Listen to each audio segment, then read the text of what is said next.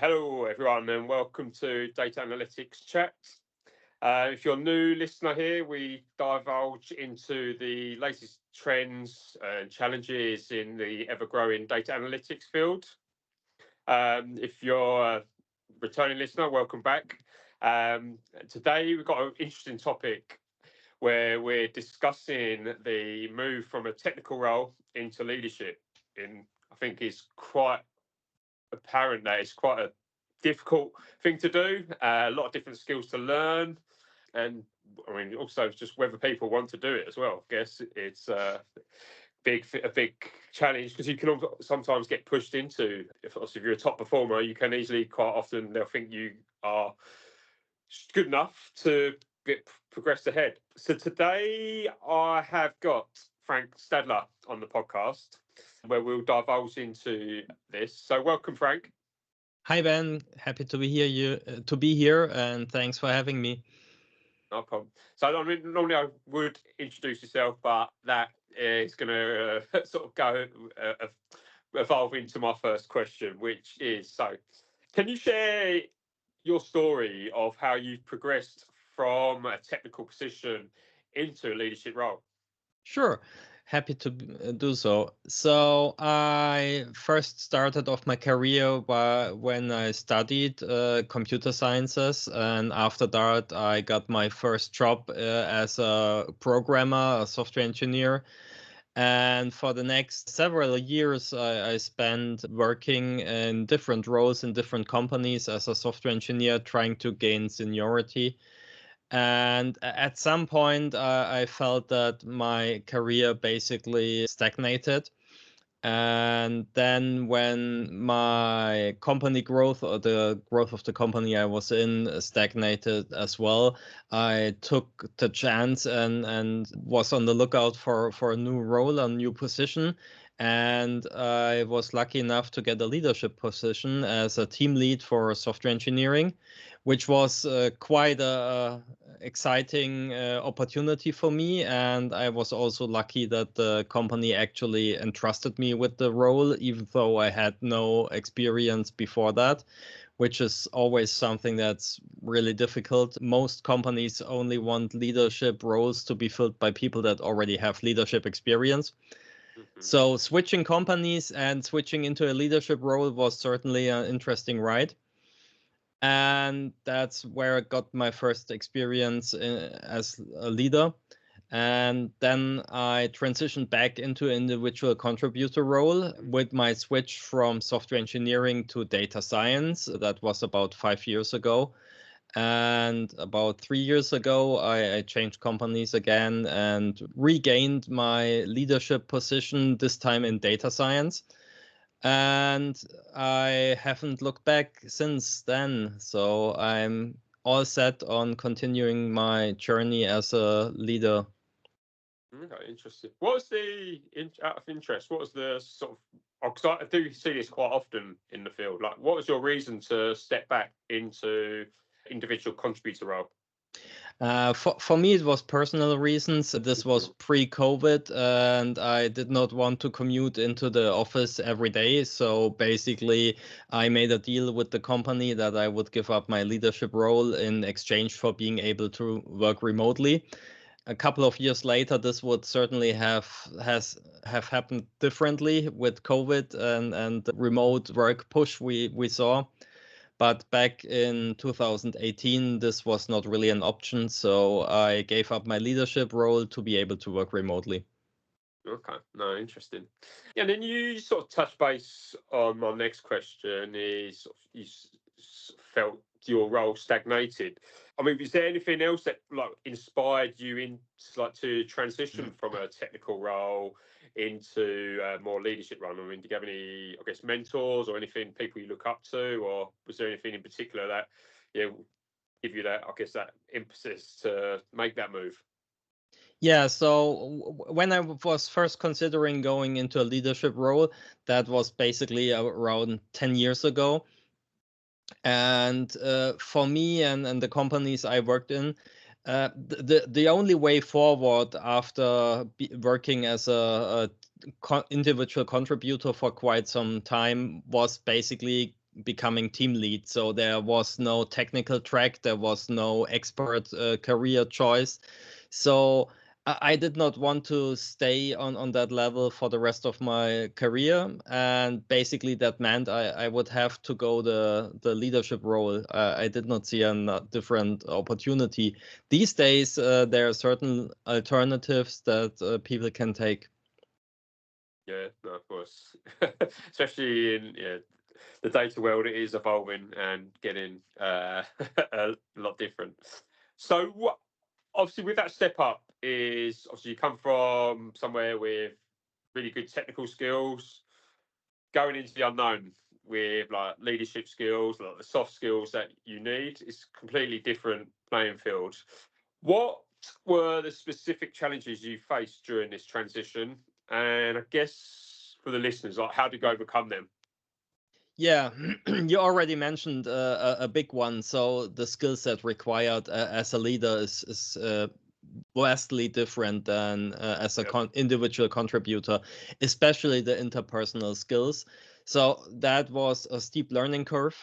I was basically thrown in the water there, and I had to be able to adjust to my team colleagues, my team members, and able to work with them not just on a equal level, but also as a direct supervisor, and basically give them instructions and use my technical skills and my personal skills to basically lead them in the right direction.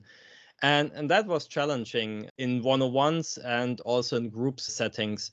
Luckily, I had very good mentoring from my direct boss. So my CTO supported me a lot, and he gave me lots of insights.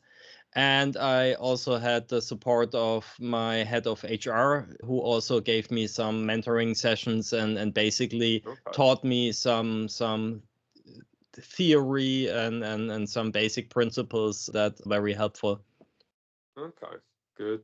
Now, I definitely think obviously mentoring is really important. I think I know a lot of companies now they do like peer schemes and offer that.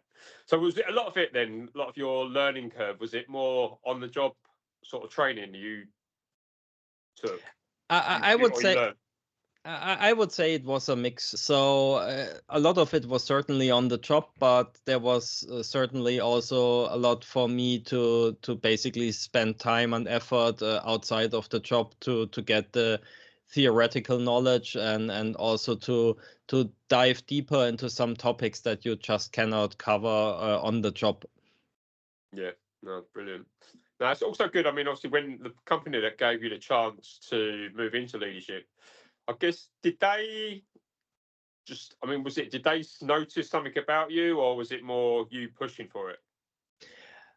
I think it was partially me pushing for it and saying I can do this, but I think it was also they had some confidence that I would be able to do it, judging from the interviews I had with them, and also probably a little bit of risk on their side, but they said, okay, we need someone rather quickly, and Frank is the best candidate we have here, so we just check and try and see if it works out, and it did work out well. That's good to hear. And then I guess so with the move, did you notice a sort of shift in mindset from moving from like a technical role to a like tech leadership position? Yeah, absolutely. You really need to start to think differently and also to behave differently. So for me, the biggest my shift was I cannot solely focus on my daily work, and like I have some one or two topics that I need to take care of, and I can just focus on that. You suddenly have like 20 topics on your calendar that you need to take care of, and you need to also check out which other departments and parts of the company are you interacting with, what are their interests, and what is the interest of your team members and your boss. So there's a lot of moving pieces that you have to consider and that you have to take care of. So you cannot go that deeply into each detail anymore. You need to be able to abstract and try to focus on the important things and start delegating and also letting go. It's probably one of the best known and most often mentioned topics that people transitioning from a technical role to leadership need to be able to let go and not do everything on their own and resist the urge to say, I can do it quicker and maybe I can do it even better than the others, but letting go and let the team do it and you do the leadership tasks. Yeah, no, I completely agree. You know, I can resonate with my business that, like, obviously, it's a bit like, so when you move to a leadership role, you've got a million one things to do. And yeah, letting go is the difficult bit because it's just, I guess it's more change, isn't it? You're used to working in that way, and then you've got to rely on people. That's it's the dedication part. Yeah.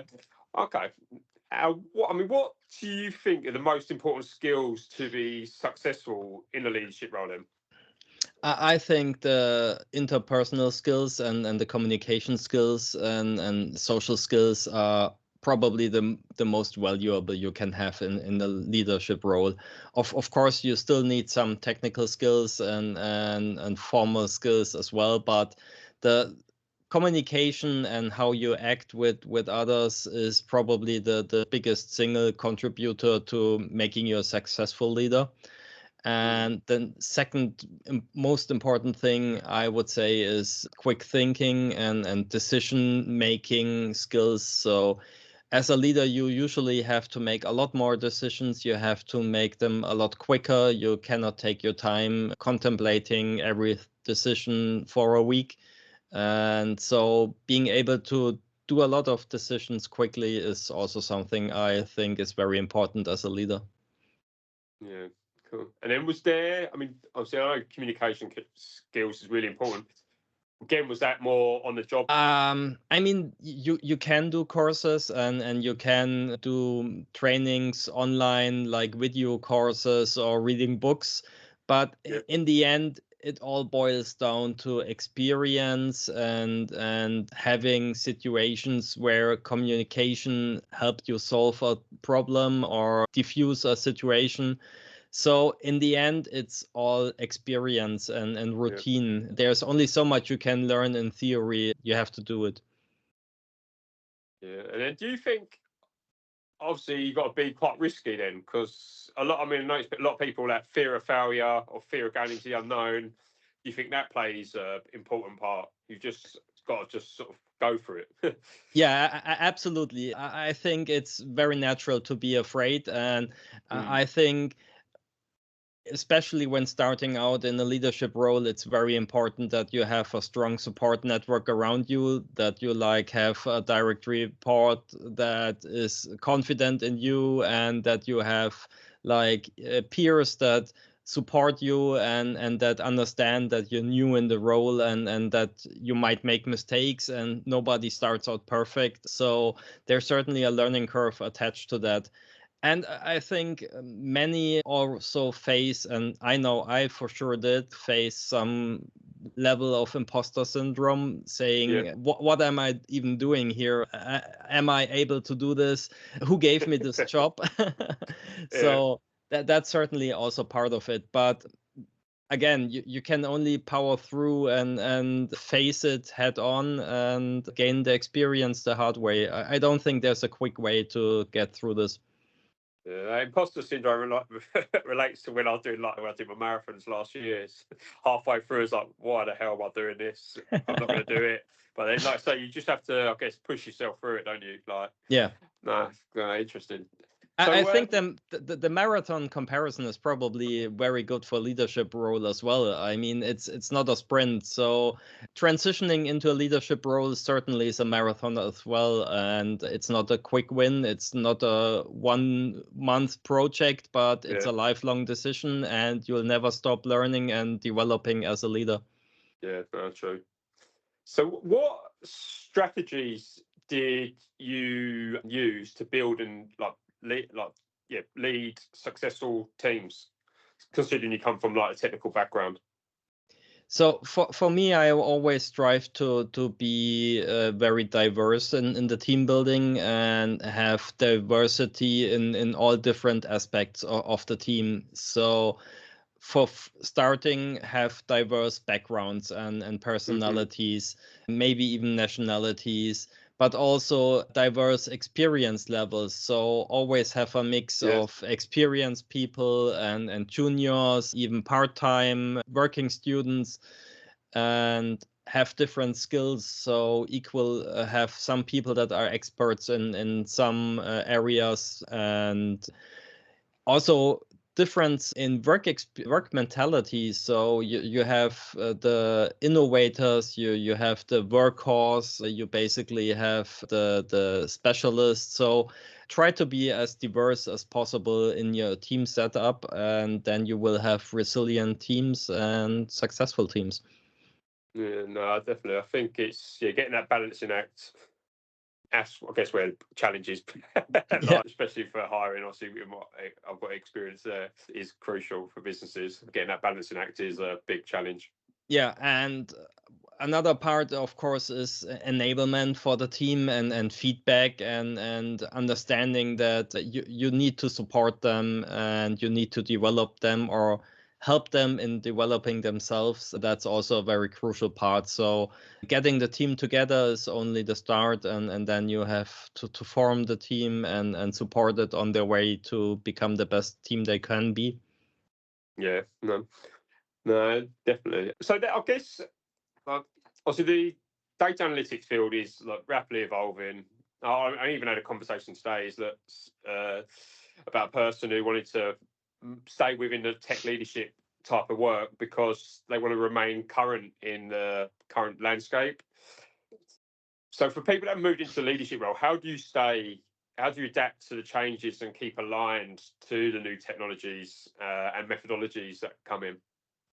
Yeah, so that's certainly a challenge, especially since most leaders usually have very busy schedules already and little time to also deal with this.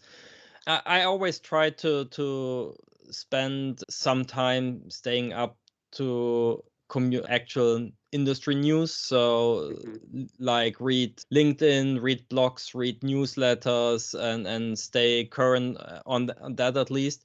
But again, you can only do so much, and it's certainly not possible to dive deeply into the technical details of each new technology and stay current on that. So you have to accept the fact that you can only scratch the surface. But I always had the best results, and I thought it was the best idea to try to have a very broad approach and cover a lot of ground and different topics, different technologies, because you never know which topic will be more important in the future. For example, staying with the data field, I started out doing a lot of data analytics and then data science. And recently I started looking more into data engineering topics because I think they will certainly become more relevant in the next 1, 2, 3 years. So you have to adopt on a high level as well as on individual technologies. Yeah, no, even like it's definitely seen a shift recently. Like was all about data science models, but even the last 2 years, it's definitely now it's definitely the drive for data engineering, data management, because Yeah. businesses are looking to get more out of their data and get it as fast as possible as well. Cool. And then, what I guess obviously keeping on to the learning theme, what as a leader, how do you approach continuous learning to stay relevant and effective? Yeah, it's twofold. So for myself, I have decided or come to the conclusion that continuous learning is basically inevitable, and you just need to dedicate some part of your time to stay relevant with your skills. The challenge as a leader is to also transport that idea onto your team, and that's where the very different people and very different ideologies. Some people on the same page and they absolutely understand continuous learning is essential, and they are also willing and able to dedicate enough time on that. But then there's always the challenge. People expect to get the time on the job and get basically all the training they need on the job. And yeah, that can be difficult depending on the work setup you have and the project load, and it's a very big challenge. Yeah. No, I can relate to. Obviously, I've moved to Spain for the last 4 years, and I've now finally getting to grips learning a new language. And it's like even that, like I've just realised you need to continuously be working on it daily, and then obviously that over priorities for work. Obviously, work comes first, but obviously now I've got to make time. You have to just make priority for it because you need that continuous learning just to if you're going to progress.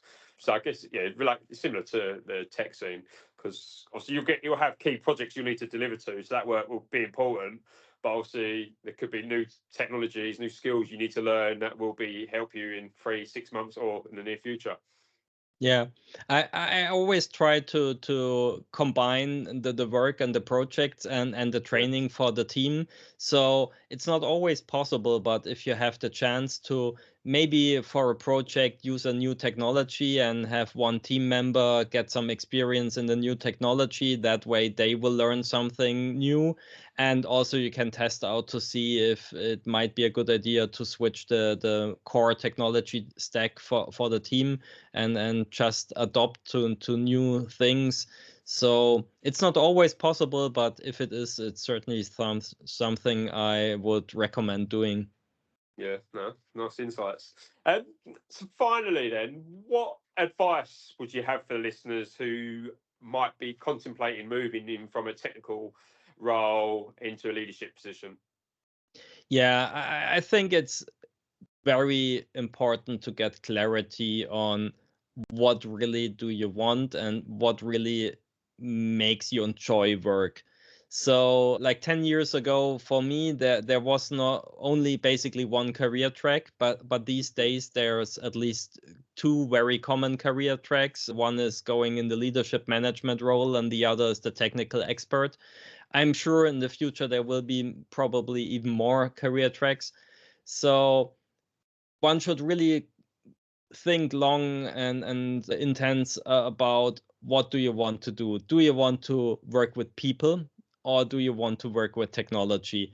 Yeah, And if you decide I like technology but I like people as well and I like to create bigger things and maybe have more responsibility, then you should familiarize yourself with the fact that you're even going down a bigger hole of continuous learning and you have even more topics to cover, but the mm, rewards of course are also very interesting and I really enjoy my work.